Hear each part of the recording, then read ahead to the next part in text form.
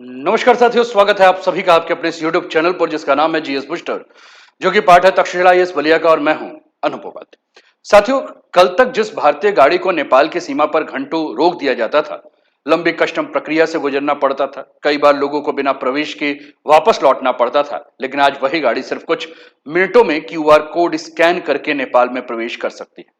नेपाल सरकार ने अचानक ऐसा क्या फैसला लिया है जिससे 18 छोटे बॉर्डर एंट्री पॉइंट्स फिर से खोल दिए गए। भारतीय वाहनों को सीमा के 9 किलोमीटर तक बिना किसी शुल्क के जाने की अनुमति दे दी गई है और कस्टम क्लियरेंस भी पूरी तरह से डिजिटल कर दिया गया। क्या ये सिर्फ भारतीय पर्यटकों को राहत देने का फैसला है? क्या नेपाल अपनी अर्थव्यवस्था और पर्यटन को फिर से गति देना चाहता है, या फिर इसके पीछे भारत नेपाल रिश्ते में एक नई रणनीतिक सोच जो है वो काम कर रही है? आखिर ऐसा क्या बदला कि कुछ ही दिनों में नेपाल सरकार को अपना फैसला बदलना पड़ा, नेपाल सरकार को बैकफुट पर आना पड़ा? आज के इस वीडियो में हम विस्तार से समझेंगे नेपाल ने यह बड़ा यू टर्न क्यों लिया, 18 कस्टम पॉइंट्स खोलने के पीछे असली वजह क्या है, क्यूआर कोड आधारित नई व्यवस्था कैसे काम करेगी और इसका भारत नेपाल व्यापार, पर्यटन और सीमा पर रहने वाले लाखों लोगों पर क्या असर पड़ेगा। आने वाले समय में दोनों देशों के रिश्तों को किस दिशा की तरफ आगे लेके जाया जाएगा, इन सारी बातों पर चर्चा होगी। तो साथियों, वीडियो को अंत तक जरूर देखिएगा, क्योंकि आखिर में मैं आपको बताऊंगा कि इस फैसले के सबसे बड़े फायदे किसे मिलने वाले। साथियों, चैनल पर पहली बार है तो चैनल को सब्सक्राइब करके बेल आइकन दबा दीजिए कि यहां आने वाले हर वीडियो का नोटिफिकेशन आप सभी को समय पर मिले। वीडियो को अंत तक देखने के बाद आपके जो भी विचार हैं वो आप कमेंट के माध्यम से हम तक पहुंचाएं। वीडियो को लाइक अवश्य कर दीजिएगा। तो चलिए शुरुआत करते हैं आज के सेशन को। और आज का टॉपिक है, नेपाल ने दी बड़ी राहत, 18 बॉर्डर खुले, 9 किलोमीटर तक फ्री एंट्री। काठमांडू का जो एम्बेसी ऑफ इंडिया है, वहां जो है इस न्यूज को, इस इंफॉर्मेशन को शेयर किया गया है। आप देखिए, ये भारतीय दूतावास Kathmandu, embassy of India Kathmandu ने जो है इसके बारे में पूरी की पूरी बातें कही हैं। इसमें लिखा हुआ है, entry of Indian registered vehicles in Nepal. लिखा गया, Indian registers vehicles such as two wheelers, motor car, van, jeep, truck, tractor, lorries etcetera are allowed to be temporarily imported into Nepal on payment of custom duty. दूसरा है, Indian registered vehicles are allowed to stay in Nepal for a total of 30 days only in calendar year and cannot stay in Nepal for more than 30 days in a year even on payment of charges. तीसरा है, Indian registered vehicles including two wheelers can visit the nearest municipal area market in Nepal for a day long visit without payment of any custom duties. तो ये सारी की सारी बातें हुई हैं कि नेपाल ने अपने 18 बॉर्डर का गेट खोला हुआ है, क्यूआर कोड से एंट्री होगी, 9 किलोमीटर फ्री एंट्री होगी। इसी पर इस चर्चा को आगे बढ़ाते हैं। साथियों, सबसे पहले समझते हैं कि आखिर नेपाल सरकार ने ऐसा कौन सा फैसला कर दिया है जिसकी चर्चा भारत और नेपाल दोनों देशों में हो रही है। साथियों, नेपाल सरकार ने भारत नेपाल सीमा पर स्थित 18 छोटे भंसार यानी कि कस्टम कार्यालय को दोबारा संचालित करने का निर्णय लिया है। इनमें ठोरी, भिस्वा सहित कई महत्वपूर्ण सीमा प्रवेश बिंदु शामिल है। अब सवाल यह उठता है कि फैसला इतना बड़ा क्यों माना जा रहा है।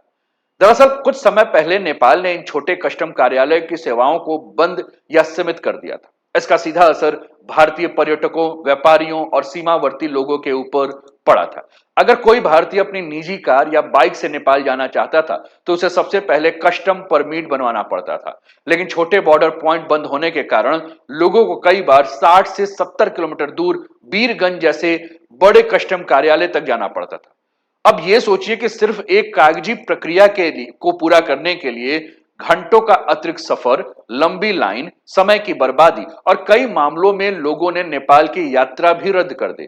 इसका असर सिर्फ पर्यटकों पे नहीं पड़ा, बल्कि सीमा के दोनों ओर रहने वाले छोटे व्यापारियों, स्थानीय बाजारों, होटलों, टैक्सी सेवाओं और पर्यटन से जुड़े हजारों लोगों के आजीविका के ऊपर पड़ा है। तो 18 कस्टम पॉइंट फिर से खुले हैं। जब पहले बंद थे तो सीमा पर आवाजाही सीमित थी, व्यापार और यात्रा में कठिनाई थी, स्थानीय लोगों को परेशानी हो रही थी। अब खुल गया है तो इससे आम जनता को लाभ मिलेगा, व्यापार में वृद्धि होगी, आर्थिक विकास होगा, पर्यटन को जो है वह इससे बढ़ावा मिलेगा। अब इसी समस्या को देखते हुए नेपाल सरकार ने बदलाव किया कि 18 छोटे कस्टम कार्यालय को फिर से खोल दिया जाए, ताकि भारतीय वाहन वहीं से प्रवेश अनुमति प्राप्त कर सकें। अब लोगों को दूर दराज के बड़े कस्टम कार्यालयों का चक्कर ना लगाना पड़े। यानी जिस प्रक्रिया में पहले कई घंटों लग जाते थे, अब वही प्रक्रिया सीमा पर ही बहुत कम समय में पूरी हो सकेगी। और यही कारण है कि इस फैसले को भारत नेपाल सीमा पर यात्रा और पर्यटन के लिए एक बहुत बड़ा राहत माना जा रहा है। अब एक और भी इसमें छूट दिया गया है। वो छूट क्या है कि 9 किलोमीटर तक जो है वह गाड़ियां जो है वो क्या हो सकती हैं, प्रवेश कर सकती हैं। 9 किलोमीटर के फ्री एंट्री क्या है, इसको अभी हम समझते हैं। साथियों, ये सबसे ज्यादा भ्रम फैला रहा है, इसलिए इसे ध्यान से समझना बहुत ज्यादा जरूरी है। नेपाल सरकार ने पूरे देश के लिए फ्री एंट्री नहीं दी है। उसने सिर्फ सीमा से, यानी कि भारतीय सीमा से लगभग 9 किलोमीटर तक के क्षेत्र में भारतीय वाहनों को स्थानीय आवाजाही के लिए आसान बना दिया। यदि आप सीमा पार करके नजदीकी बाजार, किसी रिश्तेदार के घर, स्थानीय व्यापार, खरीदारी या छोटे काम के लिए जा रहे हैं, तो आपको पहले जैसे जटिल कस्टम प्रक्रिया और शुल्क का सामना नहीं करना पड़ेगा। दूसरे शब्दों में अगर आप समझेंगे तो आप समझिए कि यह व्यवस्था मुख्य रूप से सीमावर्ती जीवन को सामान्य बनाने के लिए किया गया। लेकिन अगर आपकी यात्रा 9 किलोमीटर से आगे होगी, जैसे बीरगंज, जनकपुर, पोखरा, चितवन या काठमांडू जैसे जगहों पे, तो फिर आपको नेपाल का जो सामान्य नियम होगा वही नियम आपके ऊपर लागू होगा। आपको अस्थायी वाहन प्रवेश परमिट लेना होगा, आवश्यक दस्तावेज जमा करने होंगे और निर्धारित कस्टम शुल्क भी देना होगा। यानी यह कोई पूरे नेपाल की फ्री एंट्री की चर्चा नहीं है, बल्कि यह सीमा क्षेत्र में प्रवेश को जो है वो राहत देने की बात है। तो पहले भारतीय सीमा शुल्क यहां जो है, पहले और अब की कंडीशन जो है वो है कि पहले लंबी लाइन थी, अब प्रवेश आसान हो चुका है। 9 किलोमीटर तक के फ्री एंट्री के बारे में भी हम लोगों ने जो है चर्चा किया। अब इसके अलावा अगर हम बात कर रहे हैं साथियों, तो इससे भारतीय पर्यटकों को क्या फायदा हो सकता है, ये जानना होगा। साथियों, ये बदलाव जो है जिसका इंतजार सबसे ज्यादा भारतीय पर्यटक कर रहे हैं, जो कि अपनी गाड़ी से नेपाल की यात्रा करने वाले थे, इस पूरे फैसले का सबसे बड़ा आकर्षण जो है वो है digital custom clearance system. Nepal के कस्टम विभाग ने अब टेम्पोररी इंपोर्ट ऑफ व्हीकल्स प्रणाली को डिजिटल बना दिया है। इसका मतलब यह है कि भारतीय वाहन चालक को पहले की तरह छोटी प्रक्रिया के लिए काउंटर काउंटर भटकना नहीं पड़ेगा। अब पूरी प्रक्रिया काफी हद तक ऑनलाइन हो गई है। अगर आप अपनी कार या बाइक को लेकर नेपाल जाना चाहते हैं तो सबसे पहले अपनी वाहन और यात्रा की जानकारी आप ऑनलाइन दर्ज कर सकते हैं। इसके बाद आपको एक क्यूआर कोड जारी किया जाएगा। जब आप सीमा पर पहुंचेंगे तो अधिकारी उसी क्यूआर कोड को स्कैन करेंगे। आपका आवश्यक सत्यापन के बाद प्रवेश कहीं और भी ज्यादा अधिक तेजी से हो जाएगा। यानी जिस प्रक्रिया में पहले घंटों लग जाते थे, अब कुछ ही मिनटों में पूरी प्रक्रिया जो है उसकी संभावना बढ़ गई। अब जरा याद कीजिए, पहले की स्थिति, सीमा पर लंबी लंबी कतारें होती थी, कागजों की फाइल होते थे, बार बार अलग काउंटर पर जाना पड़ता था, फॉर्म भरना पड़ता था, अधिकारियों की मंजूरी का इंतजार करना होता था और कई बार तो सिर्फ कस्टम की प्रक्रिया पूरी करने में आधा दिन निकल जाता।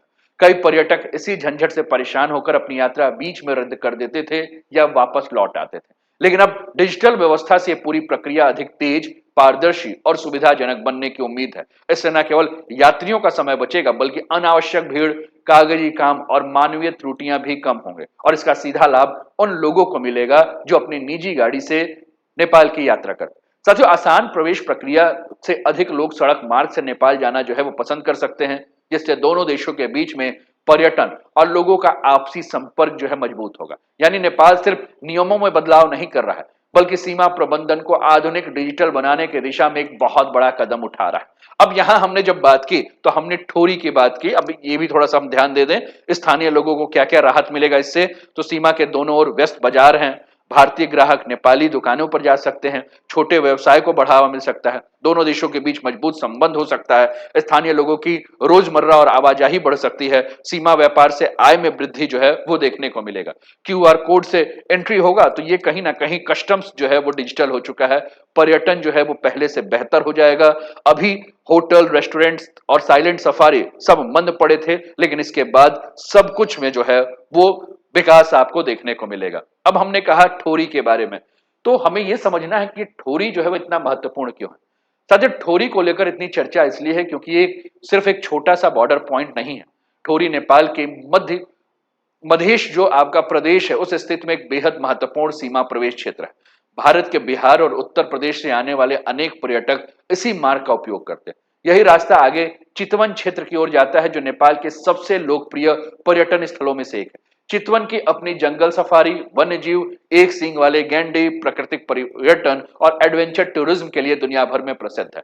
इसके अलावा इस मार्ग से धार्मिक और स्थानीय पर्यटन भी जुड़ा हुआ है, इसलिए ठोरी केवल एक सीमा चौकी नहीं बल्कि नेपाल के पर्यटन उद्योग का एक महत्वपूर्ण प्रवेश द्वार है, इसलिए चर्चा में। लेकिन जब इस क्षेत्र में कस्टम कार्यालय बंद या सीमित कर दिया गया था, तब इसका असर सिर्फ यात्रियों तक सीमित नहीं रहा। अगर पर्यटक ही नहीं आएंगे तो सबसे पहला नुकसान किसका होगा? जो स्थानीय होटल थे उनकी बुकिंग कम हो गई, रिजॉर्ट खाली होने लगे, रेस्टोरेंट में ग्राहकों की संख्या घट गई, जीप सफारी संचालकों की आय प्रभावित हुई, छोटे दुकानदारों से लेकर स्थानीय व्यापारियों तक लगभग पूरी स्थानीय अर्थव्यवस्था जो है वह धराशायी होने लगी। ठोरी और आसपास के क्षेत्रों की आजीविका का एक बहुत बड़ा हिस्सा सीमा पार आने वाले लोगों और पर्यटन के ऊपर निर्भर करता है। इसलिए जैसे जैसे पर्यटकों की संख्या घटी, वैसे वैसे स्थानीय लोगों की आय भी कम होती चली गई। और यही वजह है कि स्थानीय व्यापारी संगठन, पर्यटन व्यवसायी और जनप्रतिनिधियों ने लगातार नेपाल सरकार से मांग की कि छोटे कस्टम कार्यालय को दोबारा शुरू कर दिया जाए। और उनका तर्क ये था कि यदि लोगों के लिए सीमा पार करना आसान नहीं होगा तो स्थानीय व्यापार और पर्यटन दोनों को भारी नुकसान हो सकता है। आखिरकार सरकार ने इनकी बातों को मान लिया और 18 छोटे कस्टम कार्यालय को फिर से शुरू कर दिया। यानी यह फैसला केवल प्रशासनिक बदलाव का नहीं बल्कि स्थानीय अर्थव्यवस्था, पर्यटन उद्योग, सीमा क्षेत्र में रहने वाले हजारों परिवारों की आजीविका को राहत देने वाला कदम भी माना जा रहा है। अब थोड़ा सा और आगे बढ़ते हुए समझते हैं भारत नेपाल के बारे में। भारत नेपाल की सीमाओं के बारे में बात करें तो लगभग 18 साढ़े 1800 किलोमीटर लंबी सीमा है। तो सबसे महत्वपूर्ण सवाल है कि क्या यह फैसला सिर्फ पर्यटन और कस्टम व्यवस्था तक सीमित रहेगा या इसके पीछे भारत नेपाल संबंधों का भी कोई बहुत बड़ा संदेश छिपा हुआ है। साथियों, अगर हम भारत और नेपाल के रिश्तों को केवल दो पड़ोसी देशों का रिश्ता समझेंगे तो तस्वीर अधूरी रहेगी।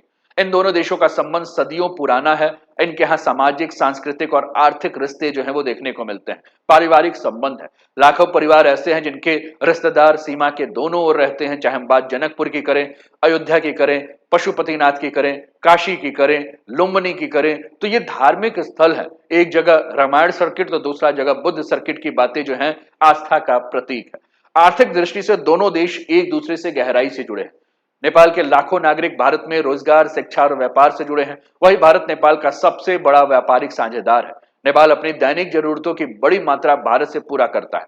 भारत से नेपाल को नियमित रूप से ईंधन और एलपीजी जाता है, दवाइयां जाती हैं, खाद्यान्न जाता है, सीमेंट, स्टील और अन्य निर्माण सामग्री जा रही है, मशीनरी जा रही है, उपभोक्ता वस्तुएं जा रही है और कई आवश्यक उत्पादों का भी जो है वह निर्यात देखने को मिलता है। यानी यदि सीमा पर अनावश्यक बाधाएं बढ़ती है तो इसका असर केवल पर्यटकों पे नहीं बल्कि व्यापार, आपूर्ति श्रृंखला और आम लोगों की रोजमर्रा की जिंदगी पे भी पड़ता है। इसलिए विशेषज्ञों का मानना है कि सीमा को अधिक सरल, तेज और डिजिटल बनाना दोनों देशों के साझा हित में है। इससे व्यापार को गति मिलेगी, पर्यटन को बढ़ावा मिलेगा, सीमावर्ती अर्थव्यवस्था मजबूत होगी और लोगों के बीच संपर्क भी आसान होगा। हालांकि यह भी समझना हमें बहुत ज्यादा जरूरी है कि इस फैसले का मतलब यह नहीं है कि भारत और नेपाल के बीच मौजूद सभी राजनीतिक या सीमा संबंधी मुद्दे खत्म हो गए। काला पानी, लिपू लेक और सीमा निर्धारण जैसे विषय अभी भी दोनों देशों के बीच में बातचीत का हिस्सा बना हुआ है। लेकिन यह फैसला एक सकारात्मक संदेश जरूर है कि जहां आम लोगों का व्यापार और पर्यटन की बात आती है तो वहां दोनों देश व्यवहारिक समाधान ढूंढने का प्रयास करते हैं। यानी यह कदम सिर्फ 18 कस्टम पॉइंट्स खोलने का नहीं है बल्कि सीमा पर भरोसा बढ़ाने, लोगों को जोड़ने और भारत नेपाल सहयोग को मजबूत करने की दिशा में एक महत्वपूर्ण पहल के रूप में भी देखा जा रहा है। साथियों, अगर इस पूरे फैसले को केवल 18 कस्टम के साथ जोड़ेंगे तो 18 कस्टम पॉइंट्स खोलने तक सीमित अगर रखेंगे तो पूरी इस तस्वीर को समझना बड़ा मुश्किल होगा। असल में फैसला नेपाल के डिजिटल गवर्नेंस और ई गवर्नेंस की दिशा में उठाए जा रहे बड़े कदमों का हिस्सा है। पिछले कुछ वर्षों से नेपाल सरकार सरकारी सेवाओं को धीरे धीरे डिजिटल बना रही है। नागरिक सेवाओं से लेकर कर व्यवस्था और सीमा प्रबंधन तक कई क्षेत्रों में तकनीक का इस्तेमाल बढ़ा है। और इसी कड़ी में नेपाल का कस्टम विभाग भी अपने custom reforms and modernisation plan के तहत कस्टम प्रक्रिया को आधुनिक और ऑनलाइन बनाने पर काम कर रहा है। इस योजना के तहत national single window digital documentation, online आवेदन, क्यूआर कोड आधारित कस्टम क्लियरेंस जैसी व्यवस्थाओं को चरणबद्ध तरीके से लागू किया जा रहा है। अब इसका फायदा किससे होगा? तो सबसे पहला फायदा तो ये होगा कि भैया समय की बचत होगी। पहले जहां छोटी सी प्रक्रिया पूरे करने में घंटों लगते थे, कई औपचारिक प्रक्रिया ऑनलाइन पूरी हो जाएंगी। दूसरा बड़ा फायदा ये होगा, इससे ट्रांसपेरेंसी यानी कि पारदर्शिता होगा। यानी कि जब आवेदन, दस्तावेज और अनुमतियां डिजिटल प्लेटफॉर्म पर होगी तो पूरी प्रक्रिया अधिक जो है वो ट्रैक करना जो है इसको आसान होगा, मानवीय हस्तक्षेप कम से कम होगा। तीसरा लाभ होगा कि इससे बेहतर निगरानी होगी। डिजिटल रिकॉर्ड के कारण यह पता लगाना आसान होगा कि कौन सा वाहन कब सीमा में प्रवेश किया, कितनी अवधि तक रहा और कब वापस निकल गया। इससे सीमा प्रबंधन भी अधिक प्रभावी होगा और इससे भ्रष्टाचार और कागजी झंझट में कमी आएगी। साथियों, जब प्रक्रियाएं ऑनलाइन होंगी तो बार बार अलग अलग कार्यालयों के चक्कर लगाने की जरूरत नहीं पड़ेगी। काम अधिक व्यवस्थित तरीके से होगा और इसका लाभ पर्यटकों और व्यापारियों को मिलेगा। यानी ये सिर्फ तकनीक का इस्तेमाल नहीं, बल्कि नेपाल अपने सीमा प्रबंधन को 21वीं सदी की जरूरतों के अनुरूप अधिक स्मार्ट, पारदर्शी और नागरिक अनुकूल बनाने की कोशिश कर रहा है। अब एक बहुत जरूरी बात है कि जिसे हर भारतीय यात्री को समझना होगा। 18 कस्टम पॉइंट्स खुल गए, 9 किलोमीटर तक स्थानीय आवाजाही आसान हो गई, डिजिटल क्यूआर कोड सिस्टम शुरू हो गया। लेकिन इसका मतलब बिल्कुल ये भी नहीं कि अब कोई भी भारतीय वाहन बिना किसी नियम को पूरा करके 9 किलोमीटर घुसकर नेपाल की यात्रा करके आएगा। साथियों, नेपाल में प्रवेश करने के लिए आज भी कुछ कानूनी प्रक्रियाओं का पालन करना अनिवार्य है। अगर आपकी अपनी कार या बाइक लेकर नेपाल जा रहे हैं तो आपके पास वाहन का वैध दस्तावेज होना चाहिए, ड्राइविंग लाइसेंस होना चाहिए, वाहन का पंजीकरण होना चाहिए, बीमा होना चाहिए और आवश्यक प्रवेश अनुमति जो है होना जरूरी है। यदि आपकी यात्रा 9 किलोमीटर की स्थानीय सीमा से आगे की है तो कस्टम के नियम और शुल्क भी जो है वो लागू हो जाएंगे। यानी डिजिटल व्यवस्था का उद्देश्य नियमों को खत्म करना नहीं, बल्कि उससे आसान और तेज बनाना है। अगर कोई वाहन बिना वैध अनुमति, गलत जानकारी या निर्धारित प्रक्रिया का पालन किए हुए नेपाल जाता है तो नेपाल के कस्टमर सुरक्षा अधिकारी उसके खिलाफ कार्यवाही भी करेंगे। इसी कारण भारत के दूतावास ने भी नेपाल जाने वाले भारतीय नागरिकों से अपील की है कि यात्रा शुरू करने से पहले आवश्यक दस्तावेज को तैयार रखें। और इसलिए अगर आप आने वाले दिन में अपनी कार या बाइक से नेपाल जाने की योजना बना रहे हैं तो नए डिजिटल व्यवस्था का पूरा लाभ उठाइए, लेकिन सभी नियमों और प्रक्रियाओं का पालन भी उतनी जिम्मेदारी है। याद रखिए साथियों, आसान यात्रा तभी संभव है जब सुविधा और नियम दोनों साथ में चलेंगे। तो आज की इस पूरी चर्चा में एक बात बिल्कुल साफ हो गई है, बिल्कुल स्पष्ट हो गई है कि नेपाल का यह फैसला केवल 18 छोटे कस्टम पॉइंट्स खोलने का प्रशासनिक निर्णय नहीं है। इसके पीछे एक बड़ी सोच दिखाई दे रही है। सीमा को आसान बनाना, पर्यटन को बढ़ावा देना, स्थानीय अर्थव्यवस्था को गति देना, सरकारी सेवाओं को डिजिटल बनाना। और भारत नेपाल का रिश्ता सिर्फ दो पड़ोसी देश का रिश्ता नहीं है, ये इतिहास, संस्कृति, आस्था, व्यापार और लोगों के आपसी विश्वास आधारित संबंध है। इसलिए जब सीमा पर प्रक्रियाएं सरल होती हैं तो उसका फायदा केवल यात्रियों को नहीं बल्कि दोनों देशों की अर्थव्यवस्था और समाज को भी मिलता है। हालांकि ये भी याद रखना होगा कि डिजिटल सुविधा के साथ नियम का पालन करना भी उतना ही ज्यादा जरूरी है। उम्मीद करता हूं कि आपको ये वीडियो पसंद आया होगा, आपको ये चर्चा अच्छी लगी होगी। तो मैं अब आपसे जानना चाहता हूं कि क्या आपको लगता है कि नेपाल का यह फैसला भारत नेपाल संबंधों को और मजबूत करेगा? क्या इससे भारतीय पर्यटकों को और सीमावर्ती व्यापार को बड़ा फायदा मिलेगा, या फिर आपको लगता है कि अभी भी सीमा व्यवस्था के कई सुधार किए जाने बाकी हैं? आपकी जो भी राय है आप कमेंट बॉक्स में जरूर लिखिए। मैं आपके हर महत्वपूर्ण कमेंट्स को जो है वह पढ़ता रहता हूं। कैसा लगा सेशन जरूर बताएं। और अभी तक वीडियो को लाइक नहीं किया, लाइक कर दीजिए। चैनल को सब्सक्राइब नहीं किया, सब्सक्राइब कर दीजिए। और अपना ध्यान रखिए, स्वस्थ रहिए, मस्त रहिए, तंदुरुस्त रहिए, हंसते खेलते मुस्कुराते हुए जीवन का आनंद लीजिए। जय हिंद, जय भारत।